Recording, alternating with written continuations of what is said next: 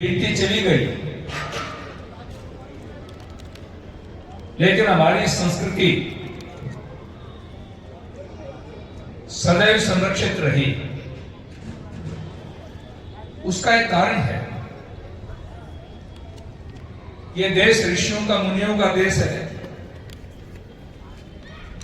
महर्षि व्यास स्वयं इस बात को स्वीकार करते हैं। महाभारत काल तक वो 88,000 ऋषियों का उल्लेख करते हैं। अष्टाशीति ऋषिणाम बहुविधा।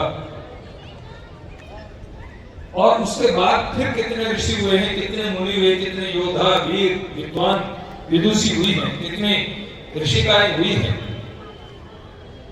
प्रवाह से ये देश और ये दुनिया चलती रही। बंधुओं, जब ये संसार बना और परमपिता परमात्मा ने ये संसार कैसे चलेगा, ये सामान्य आदमी इस बात को जानता है। आप ये देखते हैं कि जब कोई व्यक्ति या कोई कंपनी कोई चीज बना करके देती है, आप मार्केट में जाते हैं, आप गाड़ी खरीद करके लाते हैं, तो गाड़ी के साथ में एक आपको एक बुकलेट मिलती है। इस गाड़ी के संचालन का सिस्टम क्या है, तरीका क्या है, आप इसको कैसे चलाओगे।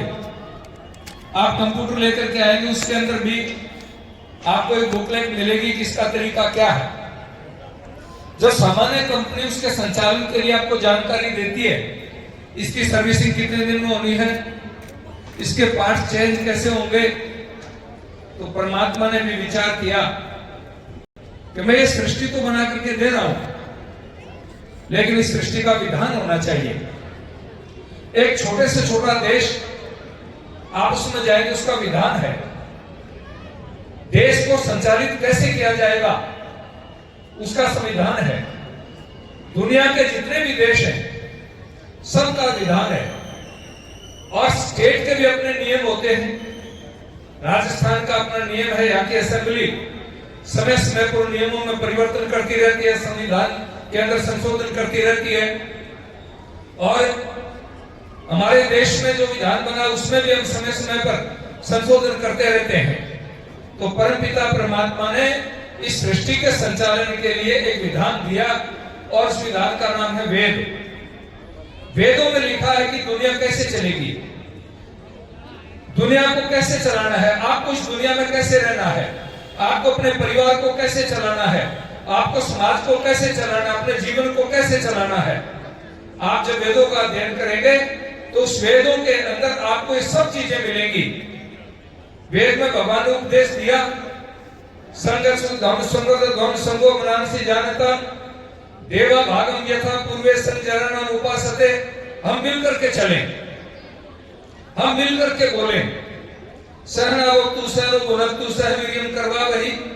हम एक साथ मिलकर के रहें, एक साथ मिलकर के खाएं, अपनी ताकत को एक साथ बढ़ाएं। ये सारा का सारा उपदेश परमपिता परमात्मा ने हमें वेदों में दिया। लेकिन दुर्भाग्य ये है, हमने वेद आदि सत्शास्त्रों का पढ़ाना छोड़ दिया। महर्षि दयानंद ने यही बात कही कि जब से हमने अपने ऋषियों की बातों को मानना छोड़ दिया। यज्ञ के बारे में महर्षि ने कहा, अभी आपने यज्ञ किया कि जब जब राजे महाराजे बड़े बड़े अश्वमेध पर्यंत यज्ञ किया करते थे, तब तक ये देश और ये दुनिया सुख सागर में डुबकी लगाती थी। और जब से हमने इन सत्य कर्मों को छोड़ दिया, तब से हम दुख सागर में डुबकी लगा रहे। आज ये पूरी दुनिया में जो उथल पुथल मची हुई है, ये क्यों मची हुई है कि गलत रास्ते पर चल पड़े। जो अयम नेजो की बात थी, अयम निज परोवेति गणनाम लघुचेतसाम उदार चरितानाम पुरुषोदेव कुटुंबकम। हमारी संस्कृति का भाव ये था, लेकिन आज इस दुनिया को बांध डाला। जब ये दुनिया बनी थी तब टुकड़ों में नहीं थी, सीमाएं नहीं थी, एकमात्र ज्ञान वेद का था, पूरी धरा एक थी। इसलिए मेरा एक निवेदन है कि आज हम सब मिलकर के हमने अंग्रेजी सभ्यता को अपना लिया। 1 जनवरी के दिन लोग पटाखे छोड़ते हैं, होटलें बुक हो जाती हैं और पूरी दुनिया में हंगामा मच जाता है। पिछले कुछ दिनों से अपने लोग जागृत हुए हैं और जागृत होकर के अब धीरे धीरे ये कार्यक्रम होने प्रारंभ हुए हैं। अपने घरों पर हम ओम ध्वजा लगाते हैं, कार्यक्रम होते हैं। इसी तरह से यहाँ भी कई साल से हमारे लोग ये कार्यक्रम कर रहे हैं। तो मैं निवेदन करना चाहता हूँ, कल ही हमारे सीकर में हमने एक वाहन यात्रा निकाली चैत्र प्रतिपदा पर। 5000 वाहन थे। रामनवमी पर हमारी शोभा यात्रा निकलेगी, उसमें 2 लाख आदमी होंगे। पिछली बार भी 2 लाख के आसपास था।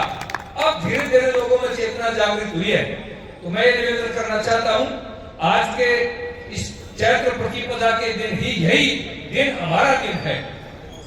महाराज विक्रमादित्य, सृष्टि संवत और जितने भी लोग थे इसी पर थे। महर्षि दयानंद सरस्वती ने भी आज के दिन ही 1875 में आर्य समाज की स्थापना की।